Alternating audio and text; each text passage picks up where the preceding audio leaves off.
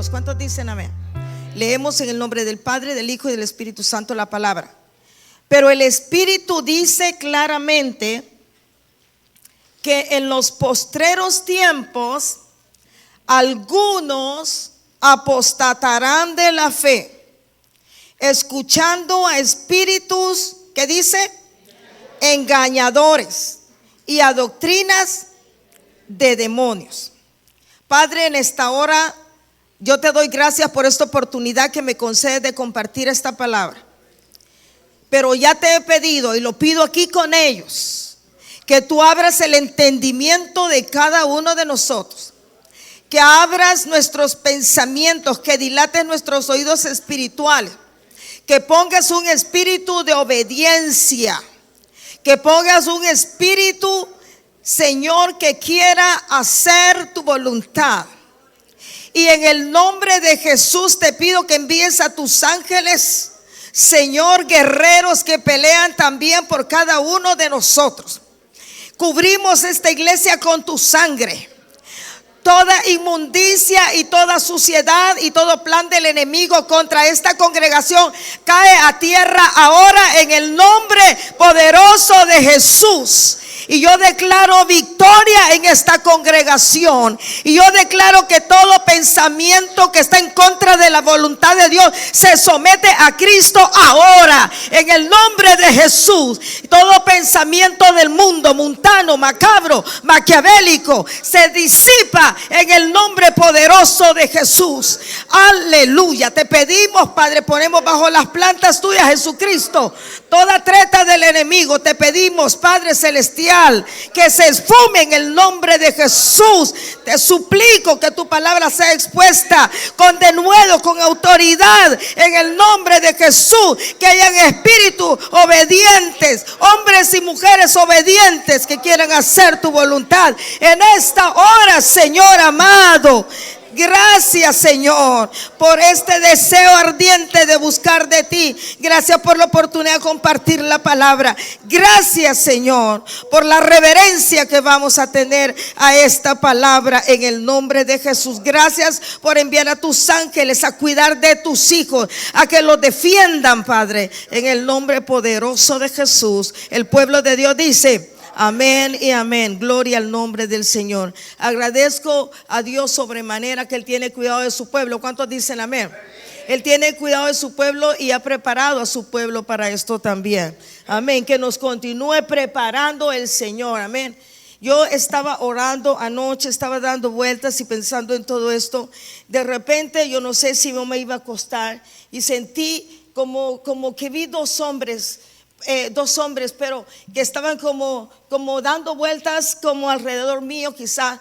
Pero cuando yo sentí la presencia de esos dos hombres, inmediatamente vi algo en el cerebro de esas dos personas, y de ese cerebro salía serpientes como de medusa. Entonces yo dije: wow, esto está fuerte, porque el enemigo no está quieto. Y cuando Alejandro hablaba de cosas que habían que salir de la cabeza de unas personas que estaban aquí, solo me acordé de eso inmediatamente, porque no sabemos qué hay en el cerebro de muchos. No sabemos qué hay en el cerebro de muchos. Y el Señor me mostraba algo anoche, y qué tremendo. He estado batallando con cosas, le digo, y hay cosas que solo en el espíritu las vamos a poder vencer. En la carne es imposible. Así es que vamos a hablar de 7 dimensiones de un discípulo lleno del espíritu. Y como le digo, este es un tema general de las asambleas de Dios a nivel nacional. Y vamos a dar solo la introducción para poder disertar en ello todo el tiempo que Dios nos permita hablar de eso. Nuestro tema, como ya le dije, del año es discipulando lo sobrenatural. Y yo sentí la relación tan estrecha con este tema de ayer, por eso tomamos la decisión de hablar acerca de esto.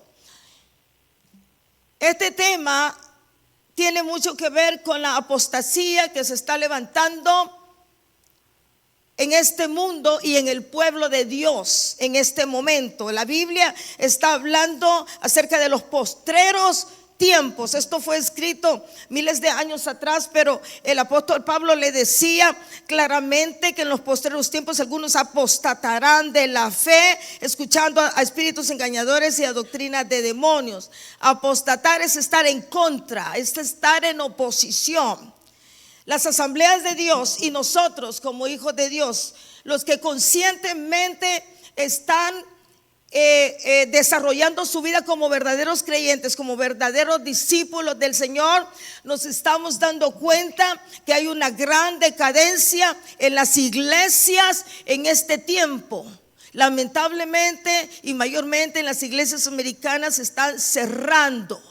Gloria a Dios podemos decir, porque las iglesias hispanas están creciendo, pero eso no quiere decir que nosotros como iglesias hispanas cristianas vamos a bajar la guardia. Nosotros no podemos atenernos a nada y tenemos que tener mucho cuidado, porque la apostasía se está levantando aún dentro de nuestras congregaciones. Porque si nosotros no estamos alertas, si nosotros bajamos la guardia, si nosotros estamos viviendo un evangelio tibio, aparte de que usted sabe lo que dice Apocalipsis, que el tibio va a ser vomitado de la boca del Señor. Si no tenemos cuidado, nosotros vamos a entrar en la misma situación que están viviendo de declive muchas iglesias a nivel del mundo. Tenemos ustedes como pueblo de Dios y nosotros muchas cosas que vigilar en nuestra vida, en nuestro entorno, en nuestra familia, en nuestra congregación. Este texto está hablando bien claro y es clave para lo que es un discipulado. ¿Por qué? Porque la iglesia de Dios está viviendo ahorita en los postreros días. Ahorita estamos viviendo en los postreros días. Y volviendo al tema que nos concierne, los 7 dimensiones del discípulo lleno del Espíritu, quiero decirle que este versículo, cuando se relaciona con Mateo 28, 19, 20, cuando está diciendo: por tanto, id y haced discípulos a todas las naciones, bautizándolos en el nombre del Padre, del Hijo y del Espíritu Santo, enseñándoles que guarden todas las cosas que os he mandado aquí. Dice la Biblia: yo estoy con vosotros todos los días hasta el fin del mundo. Amén. Pero una cosa importante, cuando estamos hablando del bautismo en el nombre del Padre, el Hijo y el Espíritu Santo, posiblemente esta palabra nos esté llevando al pensamiento de las 2 ordenanzas de las cuales nosotros sabemos, aprendemos, hemos estudiado en el bíblico y hemos también enseñado aquí en la congregación. Son 2 ordenanzas que nosotros practicamos, la Iglesia Cristiana Evangélica, es la Santa Cena y el bautismo en agua. Es correcto que pensemos en esto, pero también tenemos que mirar más enfáticamente a la ordenanza del bautismo, porque si nos vamos y nos pegamos al versículo de Mateo 28, 19, 20, esto se está hablando en el contexto de un discipulado. ¿Qué dice la palabra en Mateo en estos versículos que acabamos? Por tanto, id y haced discípulos, dice, a todas las naciones.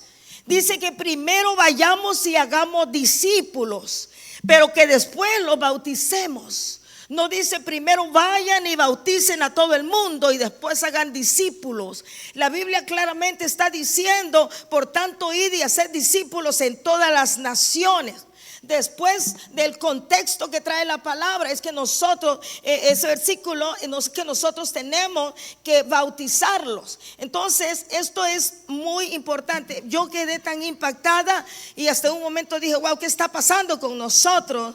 Porque hay un problema en la iglesia cristiana evangélica. Dios no nos manda que nos fijemos solo en la importancia del bautismo, sino que el bautismo es como resultado de un discipulado.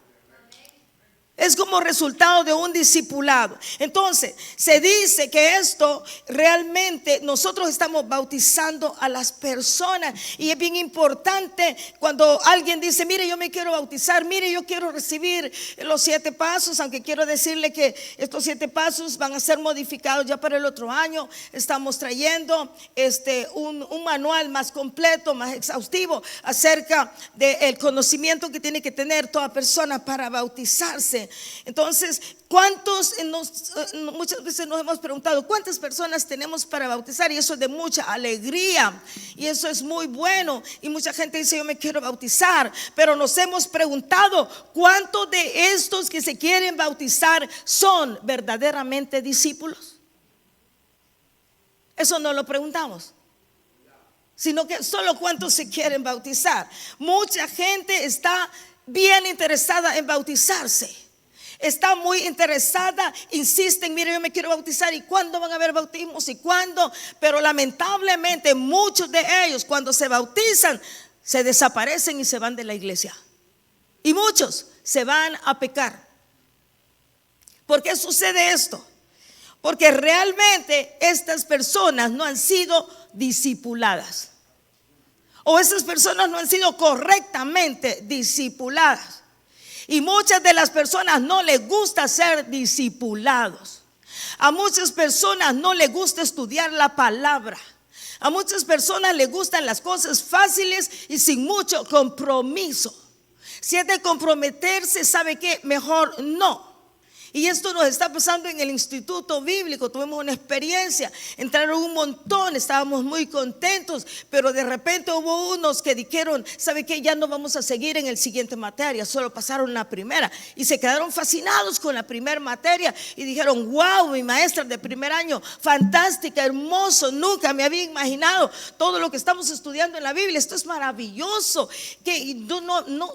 Pero algunos de ellos no siguieron. ¿Por qué? ¿Saben qué dijeron? Pero no creíamos que era tan difícil. Ellos pensaron que iban a venir y que iba a ser una escuelita dominical y le iban a dar bla bla bla y amén, y bueno, Dios le bendiga. Un hombre y una mujer estudiosa de la palabra no puede, porque esto es de vida o muerte. No se puede estudiar de una forma frívola, loca y desinteresada. Y no podemos permitir que un estudiante pueda estudiar al estilo de ellos. Tiene que sujetarse al estilo de la institución, como lo demanda la institución. Porque si nosotros estamos permitiendo que un alumno sea aguado y haga las cosas al estilo de ellos, entonces lo que estamos diciendo es que estamos formando discípulos aguados que nunca van a ser firmes en la palabra. Y esto es bien delicado y bien importante, porque es de vida o muerte. Yo pensé que era fácil. Cuando se trata de conocer la palabra de Dios, como pastores nosotros podemos pensar, oh wow, estamos cumpliendo con la ordenanza en relación a ellos porque los estamos bautizando. Pero nos podemos preguntar, ¿estamos cumpliendo el proceso del discipulado verdadero en la vida del creyente? Entonces solo les ayudamos aparte del proceso. Ok, venga, bautícese. Y yo, hasta quieren hacer fila. Ok, pero ¿y el otro proceso qué? Porque el problema es que aunque usted se haya bautizado, eso no quiere decir que usted es salvo. Lo que dice que usted va a ser salvo es que usted sea un verdadero discípulo de Jesús. Eso es lo que dice que usted es salvo. A nosotros nos mandan una información a llenar todos los años. ¿Cuántos han recibido el bautismo del Espíritu Santo? ¿Cuántos son bautizados? ¿Cuántos membresía en la semana? ¿Cuántos membresía domingo? ¿Cuánto escuela dominical? Y una serie de información para las estadísticas nuestras en la Asamblea de Dios que nosotros tenemos que enviar cada año. Pero nosotros no nos preguntan cuántos han sido discipulados. Entonces, amados, quiero decirle que tenemos que preguntarnos nosotros, no solo cuántos vamos a bautizar, sino cuántos estamos preparando como verdaderos discípulos. He aquí el problema por el cual mucha persona está teniendo una vida bien vaga espiritualmente, bien floja espiritualmente, y porque están teniendo doble vida, y porque se está viviendo un evangelio a base de hágase mi voluntad y no un evangelio a base de hágase la voluntad de Dios. Este texto, hermanos, que hemos leído nos puede hacer pensar a nosotros. Qué tremendo. ¿Será posible que nosotros como pastores, como líderes, estamos haciendo todo por la gente y aún por nosotros, y a la final podemos quedar descalificados. Porque si nosotros no estamos vigilando en usted, y yo sé que algunos dicen, ya aburren, mucho estudio, mucho entrenamiento, mucha capacitación, esto y que lo otro, y no nos dan vida, no nos dan para respirar nada. Amados, tendrá una eternidad para respirar y para vivir una vida en abundancia cuando usted esté en el reino de los cielos. Para mientras, prepárese para irse al reino de los cielos con Jesús. Porque no queremos vernos con el problema que hemos estado entreteniéndolos en esta congregación, contándoles cuentos chinos y contándoles cosas bonitas para que ustedes se rían. Pero cuando Cristo venga por su iglesia, ustedes no se van a ir con Jesús. Nosotros vamos a dar cuenta de eso. Es por eso que tenemos que ser estrictos y disciplinados en el aprendizaje y en el discipulado. Si usted está sirviendo al Señor, mucho más tiene el compromiso de estar preparándose para servir con excelencia al Señor. Yo no puedo creer que yo estoy dando clases a un grupo de niños, de jóvenes, de adultos, y yo estoy enseñándole esto y lo otro y yo no quiero aprender nada. Es contraproducente. Entonces, ¿será posible que entre comillas nosotros estemos haciendo muchas cosas para Dios, por la obra, en eventos, pero al final quedemos descalificados? Es nuestra responsabilidad, así como un maestro de instituto bíblico, de que sus alumnos no solo reciban información, sino que aprendan y que practiquen, y cuando salgan de ese curso ellos tengan el pensamiento de cambiar de vida, porque ese curso les ha impactado de tal manera que dicen, wow, no es posible que yo viva como he estado viviendo, yo tengo que hacer algo. Y es lo que estamos haciendo cuando predicamos la palabra. Yo tengo que estar consciente lo más que pueda de que usted se está preparando para ir al cielo y no vivir una vida de vagancia, de mentira, una vida religiosa como se hace en la iglesia universal, que va cada vez a misa y sale igual o peor. Se va para allá y hace la liturgia y toda la cosa, y después se va a emborrachar, después se va a endrogar, después va a vivir una vida de prostitución, una vida infiel, una vida absurda de pecado y de maldad. Estamos dándonos mentira a nosotros. Esta porción que acabo de leer habla de que apostatarán de la fe, o sea, se van a alejar de la fe, dice. La palabra apóstata, ya les dije, quiere decir que se apartó, que se alejó de la iglesia, que se desconectó. Y no solo eso, ¿saben qué? Se pone en contra de la iglesia. ¡Qué duro! Gente que estuvo en la congregación, disfrutó de la obra de Dios, hizo cosas hermosas. Después no solo se alejó y se fue, ran away from the church of the Jesus. No solo se alejó de él, sino que se puso en oposición, en contra de la iglesia, de enemigo de la iglesia. Eso es lo peor. Se ponen contrarios a Dios, a su palabra, desafían a Dios intencionalmente. ¿Y saben por qué? Y lo más duro que pasa, esta gente que es peor enemiga del evangelio ahora, la mayoría han estado en las iglesias dentro de la casa de Dios. La mayoría. Y son los peores enemigos de la casa de Dios ahora.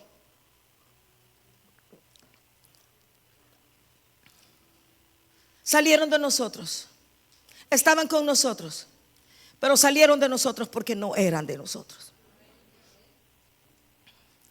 ¿Por qué pasa esto? ¿Por qué una persona que ha estado con tanta devoción, sirviendo, amando al Señor, después se pone peor que un demonio en contra de la iglesia y del evangelio? La Biblia es clara porque dice que cuando un demonio sale de una persona y el demonio vuelve y encuentra esa casa barrida y no hay protección espiritual, vuelven esos demonios 7 por cada uno que salió. Salió uno, pero por cada uno de los que salieron de esa casa vienen 7 más a hacer un gran equipazo de destrucción. No voy a hablar de eso porque no es el tema ahora.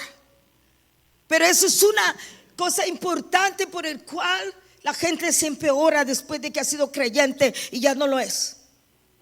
No solo se habla de ellos, sino que también, fíjense qué importante, y esto me preocupa, porque hablamos de la gente que salió de las iglesias, que ya no están en las iglesias, que ya no están sirviendo a Dios. El peor problema es que hay mucha gente que está dentro de las iglesias, pero que no están. Que no están. Y lo peor es que ellos piensan que están. Esa es la gran mentira que Satanás nos está metiendo. Yo soy creyente, vengo a la iglesia.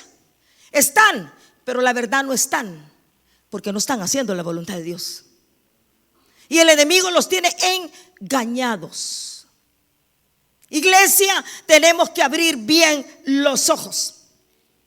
Mateo 7, 21, 23 dice: no todo el que me dice Señor, Señor, entrará en el reino de los cielos, sino el que hace la voluntad de mi Padre que está en los cielos.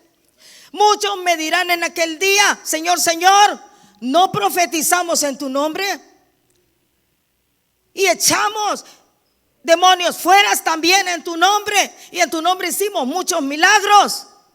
Y entonces dice la Biblia que Jesús va a declarar: nunca os conocí, apartaos de mí, hacedores de maldad.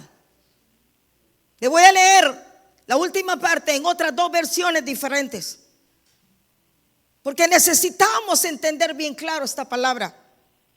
Habla de los verdaderos discípulos, porque lamentablemente no lo digo con dolor, porque no es alegría para mí decirlo, pero en la iglesia no todos son verdaderos discípulos. Lo digo con dolor. El deseo de Dios y de nuestro corazón es que todos fuésemos discípulos del Señor. Ese es el deseo del Señor y el nuestro. Dice la Nueva Traducción Viviente: pero yo le responderé, nunca los conocí. Aléjense de mí, hacedores de maldad. Y dice la otra, Nueva Versión Internacional y la Nueva Traducción Viviente dice: pero yo le responderé, nunca les conocí. Aléjense de mí, ustedes que violan la ley de Dios. Y cuando alguien le dice: aléjese, aléjese, ¿han oído ustedes que aléjese, quítese de aquí? ¡Qué duro! Es que Dios nos tenga que decir de esa manera. El que entra al reino de los cielos únicamente, o el que va a entrar únicamente, es el que hace la voluntad del Padre. Nadie más, hermanos. Lo digo con dolor también, porque es el deseo de Dios que todos entremos. ¿Cuántos dicen amén? Es el deseo de Dios que todos entremos, porque la ley de redención Dios la preparó para todos nosotros. Pero no nos estemos dando mentira, creyendo que somos discípulos y no somos discípulos. Puede que usted diga: estoy en el ministerio de oración, yo oro por liberación, estoy en evangelismo, yo predico, yo canto, yo hago oraciones intercesoras. Puede servir en lo que sea usted y yo, pero si usted y yo no hacemos la voluntad de Dios, no vamos a entrar en el reino de los cielos.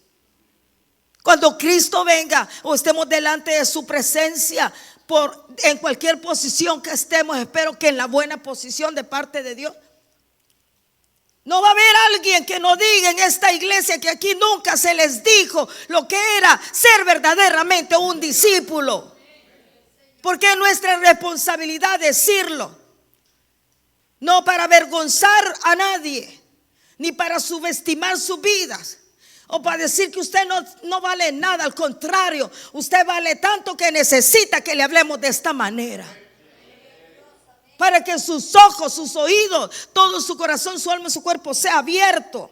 Cuando pensamos en el discipulado y en la crisis que como iglesia de Dios estamos viviendo, es necesario pensar que tenemos que hacer un énfasis En el discipulado, pregúntese usted, ¿soy yo un verdadero discípulo de Jesús? Pregúntese usted, ¿soy yo un verdadero discípulo de Jesús? Yo más adelante le voy a seguir dando características.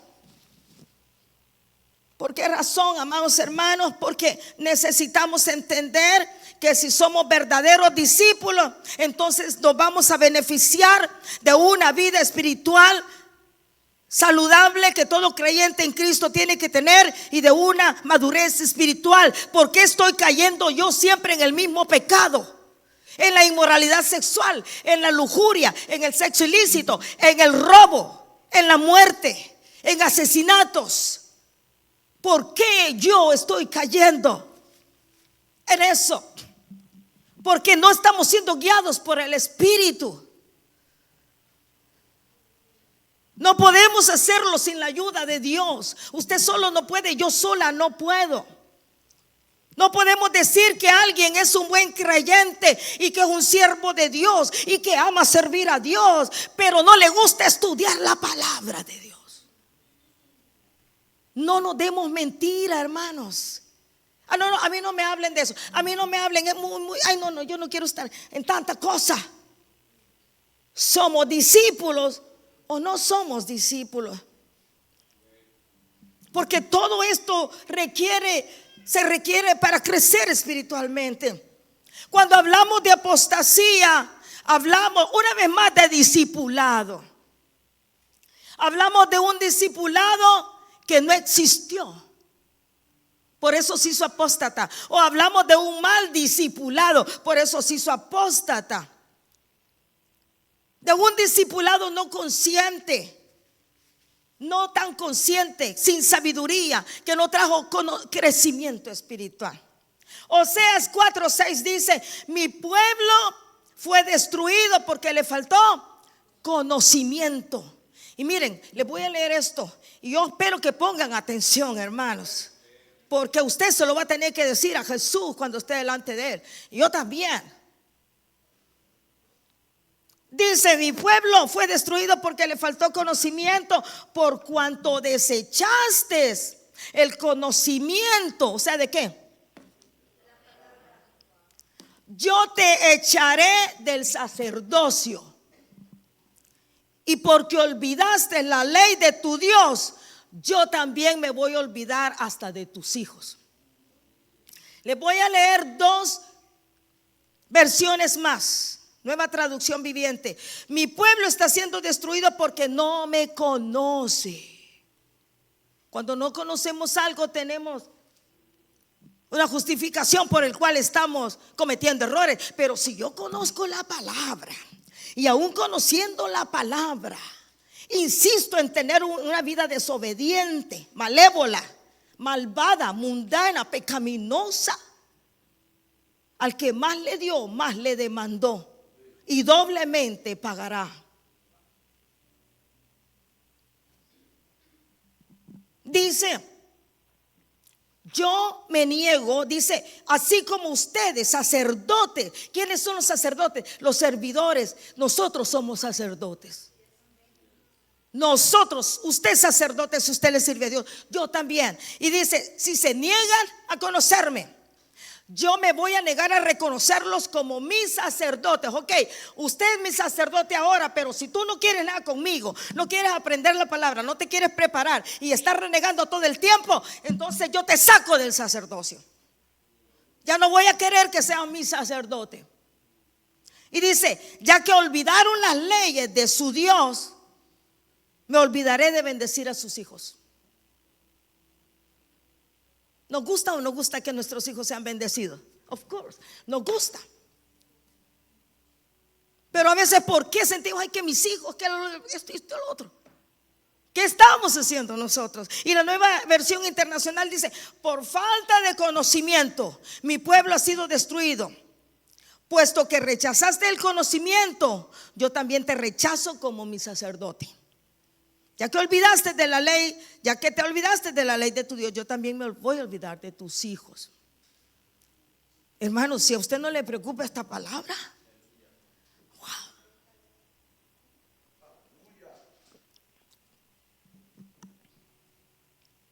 Amados, si hay algo que ha contribuido a apartar del Señor a las personas, alejarlas de la iglesia, porque la gente viene cuando quiere, va cuando quiere, sirve cuando quiere, hace cuando quiere, todo. ¿Sabe por qué? Porque no han sido bien discipulados. Y no es porque no hay discipulado en la congregación, es porque no se quieren dejar discipular. Es porque están adaptando las cosas de Dios y lo de Dios a su agenda, y no se están ellos adaptando a la agenda de Dios. Buscad primeramente el reino de Dios y su justicia, y las demás cosas yo las voy a añadir, dice el Señor, y el Señor no miente. Estamos hablando de una crisis que va a impactar todavía mucho más las iglesias. Ya está siendo impactadas en una forma bien fuerte en nuestra vida también.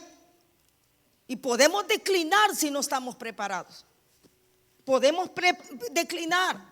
Yo muchas veces a hermanas que oran acá le he dicho: por favor, ore por mí, ore por nuestra casa, ore por nosotros, ore, porque hermanos, el hecho de que predicamos la palabra no nos exime de que podamos tener dificultades.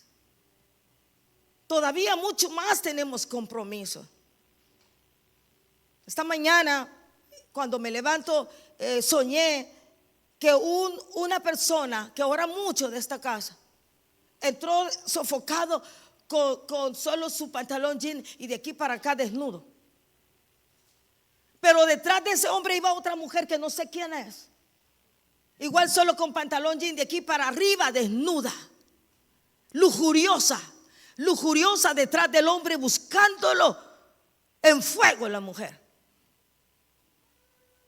Yo me quedé impresionada porque dije: por este hombre hay que estar orando, por este hombre hay que estar orando. Hay que estar orando por este hombre. Entre más usted se meta con Dios, menos le va a gustar a Satanás. Menos le va a gustar a Satanás. Y usted tiene que pararse firme. Amados hermanos, estos tiempos están siendo muy desafiantes, y hay algo que nos puede ayudar a mantener nuestras vidas como verdaderos discípulos firmes y comprometidos con Dios, y es una vida llena del Espíritu Santo. Si usted no está lleno del Espíritu Santo, usted se va a ir en la colada, hermano. Yo me puedo ir en la colada también. Y usted no se puede, ni yo, estar fantaseando: es que yo puedo la Biblia, es que yo he estudiado, es que yo tengo esta posición en la iglesia. Posición, nada que ver. Conocimiento, nada que ver. El enemigo no juega a ser diablo, él no respeta a nadie, ni a Dios lo respeta, mucho menos lo va a respetar a usted ni a mí. Si usted no está firme, por eso dice: mire, el que está caminando, mire que esté firme y que no caiga.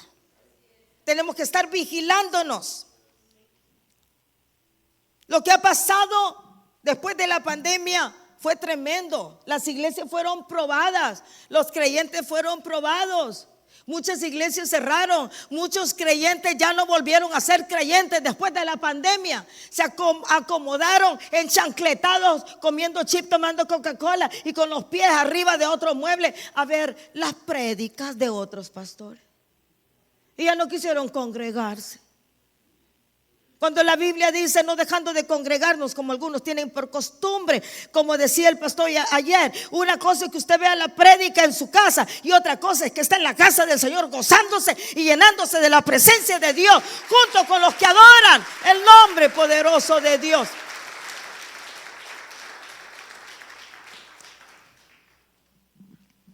Y según la Biblia, nosotros vamos a seguir viendo esto. Estamos viendo cosas terribles y vamos a ver cosas más terribles. Aunque gracias a Dios todavía hay un remanente fiel. Dele gloria a Dios si usted es del remanente fiel. Me encantó lo que dijo hermano Sean en la oración. Todos somos tu creación, pero no todos son tus hijos. No todos. Lo lamenta, con dolor lo decimos también. Todos somos creación de Dios, pero no todos sus hijos. Solo aquel que le reciba como Rey y Señor en su corazón. Gloria al nombre del Señor. Pero Pero puedo hacer otra aclaración o adherir algo más, añadir algo más. Nosotros no profesamos, ni creemos, ni predicamos salvo, siempre salvo. Sí hemos recibido a Jesús como Señor y Salvador, pero tenemos, como dice el libro de Salmos, que cuidar nuestra salvación con temor y con temblor, porque también se pierde si usted no la cuida. Usted puede perder la salvación. El que venga en la iglesia no dice que es salvo. El que cante no dice que es salvo. El que esté orando no dice que es salvo. El que habla lenguas no quiere decir que esté salvo. El que se bautizó no quiere decir que es salvo. Solo aquel que esté dando fruto digno de arrepentimiento, ese es salvo. Eso lo dice la Biblia. Entonces, según la palabra profética de la Biblia, sabemos lo que vendrá y entendemos que como estamos viviendo los tiempos postreros, seguiremos viviendo más todo esto. Siempre va a haber gente que se va a desconectar de las iglesias. Siempre hay gente que se va a soltar del discipulado. Siempre va a haber gente que no quiere alcanzar una madurez espiritual. Siempre va a haber, lamentablemente. Pero damos gracias a Dios nosotros, porque nos llamó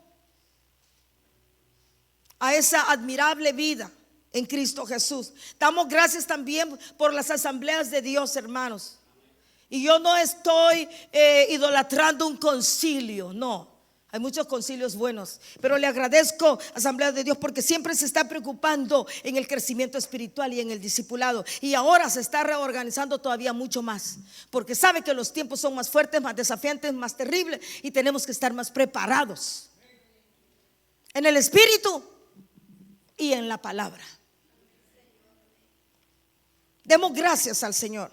Hay 7 dimensiones claves en la vida del discípulo. Yo me ponía a pensar, con un discípulo se cuenta siempre, con uno que no es discípulo no se cuenta siempre. Un discípulo aporta, uno que no es discípulo no aporta ni se compromete, solo es consumidor. Está pensando qué me van a dar a mí y lo que yo voy a recibir, pero nunca da, ni se compromete. Un verdadero discípulo sí se compromete y busca y se rebusca, ¿qué voy a hacer por la obra de Dios? ¿Qué voy a hacer? ¿Qué más hay que hacer? Dígame por dónde yo necesito. Un discípulo del Señor se preocupa por hacer más discípulos. Pero alguien que no es discípulo se preocupa solo por ellos y nada más. Y no piensa en nadie más que en ellos y en sus propios problemas. Y sigue siendo el mismo de siempre, tomando el tiempo de otros. Cuando ya son viejos, cuando ya tendrían que ser maestros, dice la palabra, siguen siendo bebedores de leche, quitándole el tiempo que tendrían que tomar nuevos. No es posible, hermanos. Es tiempo de que crezcamos. 7 dimensiones claves en la vida de un discípulo. Conocemos la palabra de Dios hace muchos años y seguimos dando lata. Y seguimos dando problemas en vez de decir, aquí estoy yo para solucionarle el problema. No, siguen dando más problemas. Si usted conoce la palabra, si usted ha sido lleno del Espíritu Santo, si Dios le ha hablado y hace cosas, ha hecho grandes cosas grandes para usted, usted ya es tiempo que crezca y que ayude a seguir creciendo en la obra de Dios y no estar demandando nada, porque si no sigue siendo un consumidor y no alguien que aporte. Necesitamos, la mies es mucha, los obreros son pocos. Necesitamos obreros para la mies. Del 100% de una iglesia, el 20% es el que hace el trabajo del 80%, del 100%. El 20% hace el trabajo del 80%. Y el 80%, bien, gracias. En las iglesias solo un 20% es el que hace el trabajo de todos. ¿Saben por qué? Porque no son discípulos. Un discípulo trabaja y produce. Uno que no es discípulo solo se sienta a esperar qué le van a dar y no aporta nada. Es egoísta, es tacaño, no es generoso.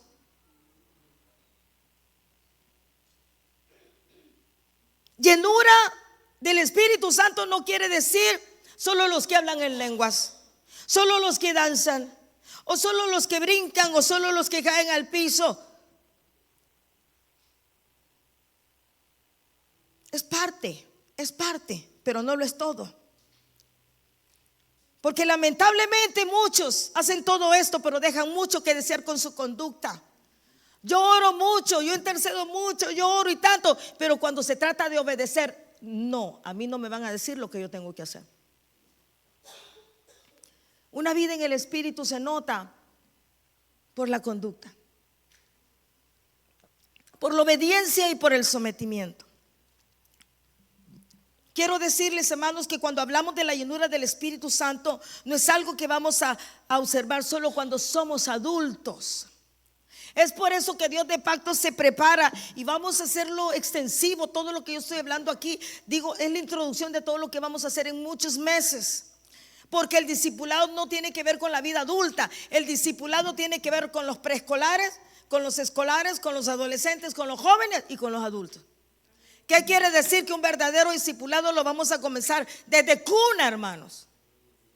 Desde cuna. Porque si lo comenzamos cuando ya estamos viejos, cuando ya somos adultos, eso cuesta. Eso cuesta. Porque nosotros los adultos, la mayoría no somos gente enseñable. La mayoría no nos gusta que nos enseñen, que nos dirijan, no nos gusta. Pero un niño es dócil. Ve que acabamos de presentar niños. Y dice la palabra que el que no es como un niño no entrará en el reino de los cielos. Entonces vamos a tener que evaluar la llenura del Espíritu Santo desde que somos niños. Usted como padre y nosotros como educadores tenemos que evaluarlo desde que son chiquitos los niños. Esa llenura del Espíritu Santo. Usted y como padres y nosotros como educadores vamos a trabajar porque estas criaturitas en su temprana edad sean llenos del Espíritu. Porque si usted y yo no vigilamos eso, vamos a perdernos el tiempo más maravilloso de los niños. Ya tenemos que estar supervisando que los niños sean llenos del Espíritu ya, no mañana. Hay una importancia bien grande en cuidar a la niñez, en la llenura del Espíritu. Hay una importancia bien grande. Por eso traiga a sus hijos a la casa del Señor. Ay, no, es que hoy ya estoy cansado, hoy no quiero ir a la iglesia. Pero el problema es que usted, si quiere, quédese. El problema es que no viene su hijo, su hija, y no están siendo edificados.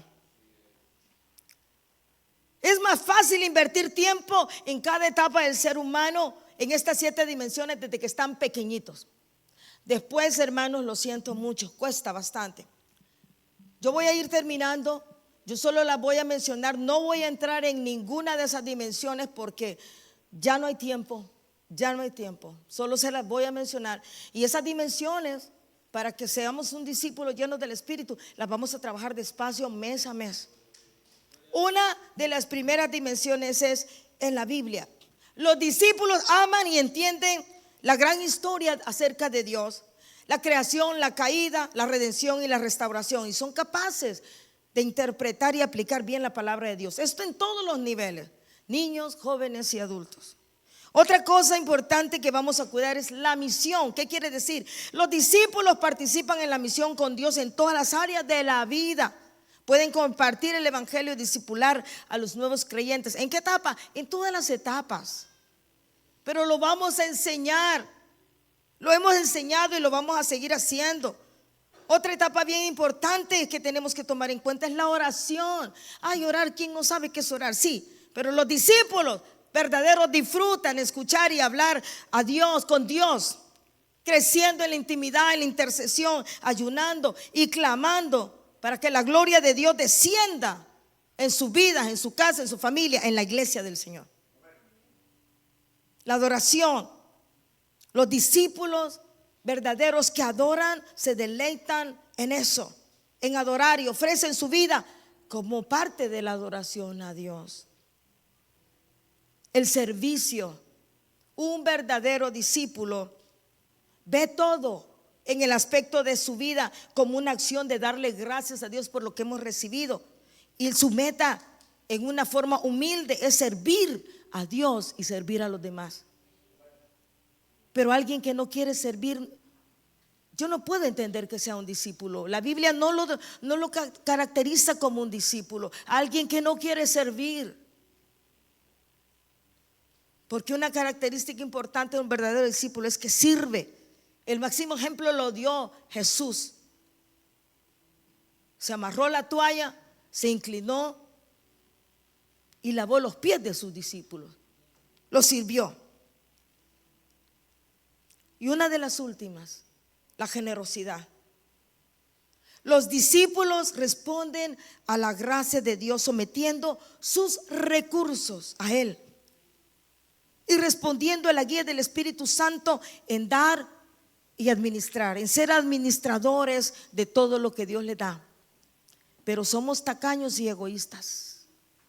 Lo mío es mío y lo de Dios es de Dios. Sí, pero bien le pedimos a Dios que nos provee el trabajo de cada día. Pero nosotros no queremos responder por Él. El Señor lo está recalcando en la oración, lo dijo. Esto estaba siendo guiado por el Espíritu, hermanos. Cuando yo no soy generoso, una cosa es ser dadivoso, lo vamos a hablar después, y otra cosa es ser generoso. La generosidad es otra cosa. La generosidad viene de Dios.